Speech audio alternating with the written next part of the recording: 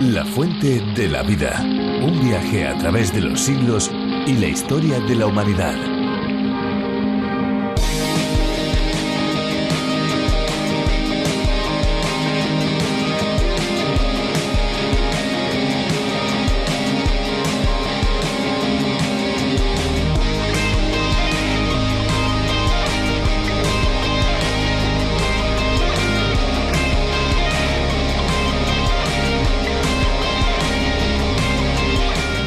El consumo del agua durante el embarazo es beneficioso tanto para la madre como para el bebé. El agua produce diversos efectos positivos, purifica el organismo, hidrata el cuerpo y depura la sangre materna de toxinas. También protege la salud del bebé, evita la hipertensión y mejora el estado de la piel de la mujer, evita problemas intestinales, alivia molestias como las náuseas matinales y puede evitar un parto prematuro.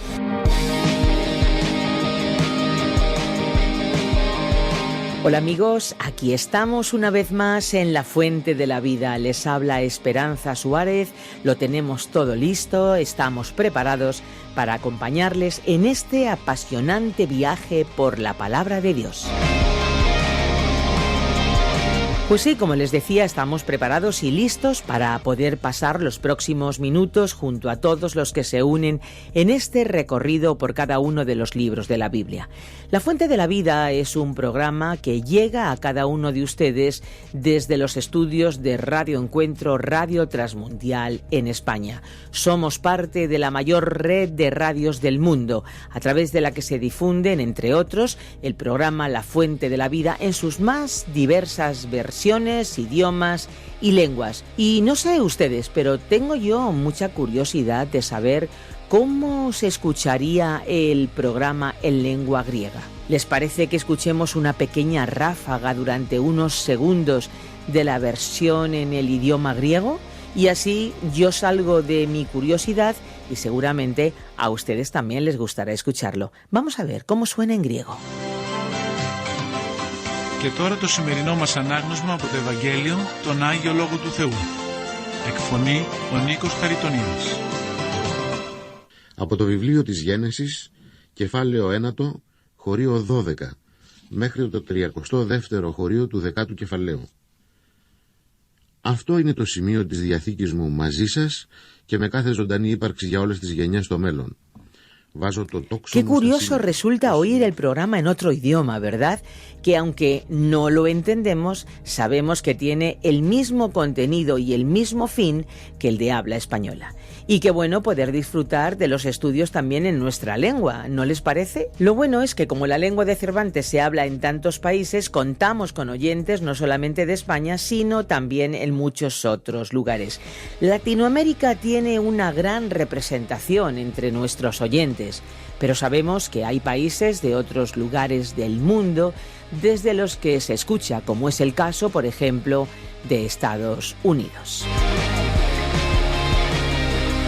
La pregunta ahora es obvia. ¿Hay alguien que nos escucha desde otros lugares? Por favor, cuéntenoslo, como lo ha hecho Juan desde Estados Unidos. Él nos dice que tanto el programa en español como en inglés le ha bendecido mucho, pues le ha dado el privilegio de aprender en su labor como responsable de jóvenes en el lugar donde él se reúne y donde están utilizando este espacio para poder estudiar con un grupo de jóvenes la Biblia. ¿No les parece fantástico? Desde luego que lo es. Pues continúen escuchando y continúen buscándonos en Facebook. Síganos. También pueden escribirnos a info@radioencuentro.net. Esa es nuestra dirección electrónica. Cuando un hombre y una mujer se casan, suelen imaginarse un futuro con hijos y hasta con nietos. Indudablemente, el deseo de tener hijos es algo inherente al ser humano. Cuando Dios crea al ser humano, Lo hizo a su imagen y semejanza, y una de las cuestiones que desde el principio les indicó es que debían multiplicarse. Para los padres también es una responsabilidad. Al tener hijos se comprometen a educarlos en ciertos valores. Esperan que lo sembrado en la infancia tenga su fruto en las siguientes etapas de la vida. Y bueno, también es de alegría para aquellos padres cristianos ver cómo esos hijos un día también deciden seguir a Dios como ellos. Hoy Virgilio Bagnoni nos hablará de un nacimiento muy especial, un nacimiento que cambió la historia de la humanidad. Vamos juntos a conocer más acerca de este acontecimiento que significó el inicio de un nuevo tiempo. Recuerden, estamos en el capítulo 1 de Mateo, primer libro del Nuevo Testamento. Virgilio, estamos preparados. La fuente de la vida.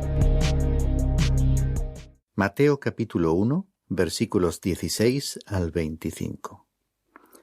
En nuestro programa anterior estudiamos los puntos más importantes de la genealogía de Jesucristo que inaugura este Evangelio, y hoy comenzamos con lo que podríamos llamar la culminación de esta lista de la descendencia de Abraham y David con el nacimiento de Jesucristo.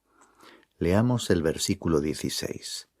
Jacob engendró a José, el marido de María, de la cual nació Jesús, llamado el Cristo.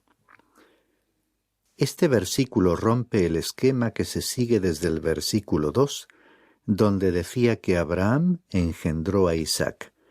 A partir de ahí, la expresión engendrar se repite sistemáticamente hasta el principio del versículo 16, donde se dice que Jacob engendró a José. Uno esperaría que se mantendría el mismo modelo hasta el final, concluyendo que José engendró a Jesús, pero como acabamos de leer, vemos que no fue así. No se dice que José engendró a Jesús. Obviamente Mateo estaba poniendo bien en claro que, aunque José era el marido de María, no era el padre de Jesús. Esta circunstancia se explica en el resto de este capítulo, mostrándonos cómo fue un cumplimiento de la profecía del Antiguo Testamento. El nacimiento virginal de Jesucristo. Lucas, que escribió otro evangelio que lleva su nombre, era un médico griego. Ambos evangelios declaran que Jesús nació de una virgen, que José no era su padre, pero que María no había sido infiel con su marido y que Jesús no era un hijo ilegítimo. Su nacimiento fue algo totalmente nuevo. Nadie podrá afirmar que la Biblia no enseña el nacimiento virginal de Cristo. El único Jesús del cual tenemos un documento histórico es aquel que nació de una virgen. Si alguien afirmase lo contrario, tendría que presentar evidencias. No es suficiente negar esta declaración de los evangelios con meros razonamientos humanos. Siguiendo las pautas del racionalismo, algunos podrían aseverar que no pudo haber ocurrido así. Pero no olvidemos que Dios es el creador de las leyes naturales. Él puede controlarlas, utilizarlas o dejarlas de lado para cumplir sus propósitos. Insisto, los documentos históricos revelan claramente que Jesucristo tuvo un nacimiento virginal. Leamos el versículo 17 que nos explica algo sobre la genealogía. De manera que todas las generaciones desde Abraham hasta David son 14 generaciones, y desde David hasta la deportación a Babilonia, 14 generaciones, y desde la deportación a Babilonia hasta Cristo, 14 generaciones. Mateo presenta la genealogía organizada en 3 períodos para dar una visión global de la historia del Antiguo Testamento. Una era se extiende desde Abraham hasta David, otra desde David hasta la cautividad babilónica, y la tercera desde la cautividad babilónica hasta el nacimiento de Jesucristo. Naturalmente, el evangelista ha omitido algunos nombres de la genealogía con el propósito de encajar 14 generaciones en cada período. ¿Y por qué lo habrá hecho así? Algunos opinan que el número 14, equivalente a 2 veces 7, ofrecía una prueba sobre la exactitud de la genealogía. Otros creen que la mejor solución consiste en considerar el valor numérico de las letras de la forma hebrea de la palabra David. Sumando dichos valores, da un total de 14. De esta manera se destacaría aún más la realeza de Jesús. Leamos los versículos 18 y 19. Y el nacimiento de Jesucristo fue como sigue. Estando su madre María desposada con José, antes de que se consumara el matrimonio, se halló que había concebido por obra del Espíritu Santo. Y José, su marido, siendo un hombre justo y no queriendo difamarla, quiso abandonarla en secreto. La explicación de Mateo se comprende mejor examinándola en el contexto de las costumbres matrimoniales hebreas de aquella época. Los matrimonios de los individuos eran concertados por sus padres, quienes negociaban los contratos correspondientes.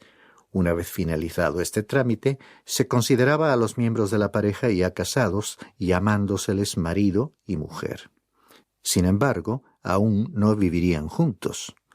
La mujer continuaría viviendo con sus padres y el marido con los suyos por un período de 1 año. Ese período de espera tenía por objeto demostrar la fidelidad de la garantía de pureza dada en relación con la novia. Si durante ese período ella quedaba embarazada o daba a luz a un niño, evidentemente no había sido pura, sino que había estado implicada en una relación sexual infiel. En ese caso, el matrimonio podía ser anulado. Sin embargo, si el tiempo de espera de 1 año demostraba la pureza de la novia, el marido iría entonces a la casa de los padres de la novia y en una solemne procesión llevaría a la novia a su propio hogar, donde a partir de aquel momento comenzarían a vivir como marido y mujer, consumando físicamente su matrimonio. Volviendo a nuestro relato, diremos que la ley mosaica era muy específica. En su aplicación más extrema, establecía que si una mujer era culpable de infidelidad, debía ser lapidada hasta la muerte. Pero en este caso, hemos de reconocer que Dios, que no comete errores, escogió a la pareja acertada. Dios escogió a María, una mujer admirable, para ser la madre de nuestro Señor. Y si José hubiese sido un hombre impulsivo y egoísta, habría actuado de forma opuesta. Pero José era también un hombre extraordinario, que amaba a María y no quería herirla ni perjudicarla de ninguna manera, aunque pensara que le había sido infiel. Decidió no crear un escándalo público exponiendo su condición ante los jueces en la puerta de la ciudad, lo cual conduciría al inevitable castigo de muerte que imponía la ley. Continuamos leyendo los versículos 20 al 22. Pero mientras pensaba en esto, he aquí que se le apareció en sueños un ángel del Señor diciendo: José, hijo de David, no temas recibir a María tu mujer, porque lo que se ha engendrado en ella es del Espíritu Santo, y dará a luz un hijo, y le pondrás por nombre Jesús, porque él salvará a su pueblo de sus pecados. Todo esto sucedió para que se cumpliera lo que el Señor había hablado por medio del profeta, diciendo. Mateo, que estaba escribiendo para la nación de Israel, destaca que todo había sucedido para que se cumpliese lo que el Señor había anunciado. Estaba apelando a la nación para que comprendiese que el que había venido tenía que ser el cumplimiento de las profecías del Antiguo Testamento. Se ha dicho que hay más de 300 profecías sobre la primera venida de Cristo que se han cumplido literalmente. No sé cuántas de ellas se encuentran en este Evangelio de Mateo, pero tengo la certeza de que este evangelista citó más veces el Antiguo Testamento que los evangelistas Marcos, Lucas y Juan juntos. Mateo registraba los hechos comprobándolos a la luz del Antiguo Testamento, porque su preocupación principal no consistía en presentar una vida de Cristo, es decir, una biografía completa de Jesús, sino que quería demostrar que los acontecimientos eran el cumplimiento de las profecías del Antiguo Testamento referentes a Jesús. Y a continuación incluyó la profecía dada en el libro del profeta Isaías, capítulo 7, versículo 14. Continuamos leyendo ahora el versículo 23. He aquí, la Virgen concebirá y dará a luz un niño, y le pondrán por nombre Emmanuel, que traducido significa Dios con nosotros. El ángel le dijo a José que todo lo que estaba sucediendo formaba parte del plan eterno de Dios, porque el profeta Isaías había declarado, hacía 700 años, que una virgen concebiría y daría a luz un hijo. Los especialistas en hebreo mantienen posiciones divergentes sobre si en el pasaje de Isaías la palabra hebrea alma debiera traducirse virgen o doncella. El hecho de que algunos de ellos reconozcan que la traducción virgen sería la forma más normal de traducirla, lógicamente conduce a pensar que si se elige la traducción doncella, se estaría tratando de suavizar o atenuar la palabra virgen por motivos más teológicos que lingüísticos, por parte de aquellos que no creen en el nacimiento virginal de Cristo.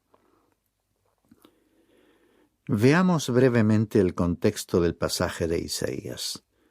El incidente sucedió en el reinado de Acaz, un rey que vivió lejos de Dios. Dios envió a Isaías para hacerle llegar un mensaje que en principio no quiso escuchar. Pero el Señor le habló nuevamente y le dijo: «Pide para ti una señal del Señor tu Dios que sea tan profunda como el Seol o tan alta como el cielo». Pero Acaz respondió que no la pediría ni tentaría al Señor. El mensaje enviado a través de Isaías anunciaba que Dios le daría a Acaz la victoria. Como este rey no creería a Dios, para estimular su fe, Isaías le anunció que Dios le daría una señal. En realidad, la señal no solo sería para el rey, sino también para toda la casa de David. Y esa señal está expresada en el capítulo 7, versículo 14 de Isaías, que podemos leer nuevamente. He aquí que la Virgen concebirá y dará a luz un hijo, y llamará su nombre Emmanuel. Evidentemente, si aquí se hubiera referido a una doncella que daría a luz un hijo, se trataría de un nacimiento natural, como cualquier otro, y como tal, no hubiera sido una señal para el rey Acaz ni para la casa de David. Pero si se trataba de una virgen que daría a luz un hijo, entonces sí que se trataba de una señal extraordinaria, de una señal sobrenatural de Dios para aquel rey y para toda la nación. Un fuerte apoyo para traducir la palabra hebrea alma como virgen nos viene de la Septuaginta. Recordemos que durante el período entre los dos testamentos se reunieron 72 especialistas en hebreo, 6 de cada una de las 12 tribus de Israel, y prepararon en la Alejandría, Egipto, esta traducción del Antiguo Testamento en hebreo al griego, llamada Septuaginta. Cuando los traductores llegaron a este pasaje de la señal en Isaías, entendieron que la citada palabra hebrea alma significaba virgen, traduciéndola en consecuencia por la palabra griega parthenos, que es la misma palabra que Mateo utiliza en su Evangelio. Pues así es, parthenos significa virgen y no doncella. Por lo tanto, reconocemos que el texto de la traducción de la Septuaginta es un testigo de alto valor de la antigua interpretación judía que ha quedado, además, consagrada en el Evangelio según Mateo, quien vio en Isaías un anuncio de la concepción virginal de Cristo. Por todo ello creemos que formó parte de la intención de Dios el escoger la traducción adecuada y más común de la palabra hebrea alma como virgen en el Antiguo Testamento para anunciar la señal sobrenatural de la concepción milagrosa de María, y así confirmó a Mateo que se estaba cumpliendo aquella profecía anunciada hacía 700 años. Para finalizar este programa, consideremos algunos detalles sobre el nombre del niño que había de nacer. El último versículo que hemos leído en nuestro pasaje de hoy, el 23, decía además que le pondrán por nombre Emanuel, que traducido significa Dios con nosotros. Hasta ahora estábamos familiarizados únicamente con el nombre Jesús, que le fue dado al Señor porque Él salvaría a su pueblo de sus pecados. O sea, Jesús es su nombre y Cristo es su título. Aquí se anunció que también sería llamado Emanuel, que significa Dios con nosotros. Estimado oyente, esta frase expresa una de las verdades más maravillosas de la palabra de Dios. Dios con nosotros. Pero Él no podía ser Emmanuel, es decir, Dios con nosotros, a no ser que hubiera nacido de una virgen. Era la única manera. Y observemos igualmente que, a no ser que Él fuese Emmanuel, no podía ser Jesús, el Salvador. El motivo por el que se le llama Jesús y Salvador es que Él es Dios con nosotros. Esta verdad sobre aquel que descendió a la tierra es una de las más maravillosas de la Biblia. El escritor de la carta a los Hebreos, en su capítulo 2, versículo 9, dice así: Pero vemos a aquel que ha sido hecho un poco inferior a los ángeles, es decir, a Jesús, coronado de gloria y honor a causa del padecimiento de la muerte, para que por la gracia de Dios probara la muerte por todos. Él tenía que ser un sacrificio aceptable. Ni yo ni nadie podría haber muerto por los pecados del mundo. Yo ni siquiera podría morir experimentando una muerte redentora por mis propios pecados. Pero Él sí pudo. ¿Cómo puede Jesús ser un Salvador para el mundo? Porque Él es Emmanuel, es decir, Dios con nosotros. ¿Y cómo llegó Él a acercarse para estar con nosotros? Por nacer de una virgen. Considero que esta es una verdad muy importante. Yo necesitaba un Salvador que fuera capaz de descender a mi nivel para alcanzarme y salvarme. Si Él hubiera sido simplemente otro hombre como yo, no podría haberme resultado de mucha ayuda. Pero al haber sido Emmanuel, es decir, Dios con nosotros, nacido de una virgen, entonces sí, Él pudo ser mi Salvador. Él es mi Salvador. Mi estimado oyente, ¿es Él hoy tu Salvador? Él asumió, llevó Él mismo nuestra humanidad de manera que pudiese experimentar y probar la muerte por nosotros, para que muriese de forma redentora en la cruz por nosotros.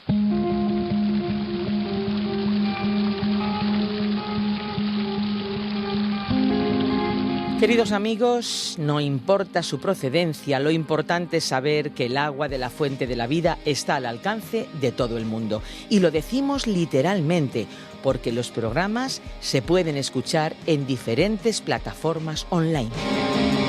Si desean volver a escuchar este espacio o tal vez alguno de los programas anteriores, lo pueden hacer en nuestra web lafuentedelavida.com o bien en la aplicación La Fuente de la Vida, que también se puede encontrar con el nombre A Través de la Biblia. Para más información, nuestro email es info@radioencuentro.net. info@radioencuentro.net. Y tomen nota también de nuestro número de WhatsApp. Es la vía más inmediata, 601 20 32 65. Se lo digo de otra manera, 601 203 265. Les recuerdo que si contactan con nosotros desde fuera de España, deben incluir a ese número el prefijo +34. Bueno, y no se olviden, por favor, de la memoria USB. Una memoria que viene con todos los estudios en audio y por escrito. ¿La quieren? Contacte con nosotros en info@radioencuentro.net. Allí les podremos dar más información. También en nuestro número de WhatsApp, 601 20 32 65. Llamen, escriban, pregunten y les enviaremos el USB. Nuestro deseo es que hayan disfrutado y por supuesto que hayan aprendido algo nuevo hoy. Les esperamos en nuestra próxima Fuente de la Vida. Pero eso sí, antes de cerrar nuestros micrófonos, les recuerdo que hay una fuente de agua viva que nunca se agota. Beba de ella. Espero que te haya gustado este episodio de La Fuente de la Vida. Por favor, no te olvides de suscribirte al canal. Hasta la próxima. Este ha sido un programa de Radio Transmundial producido por Radio Encuentro, Radio Cadena de Vida.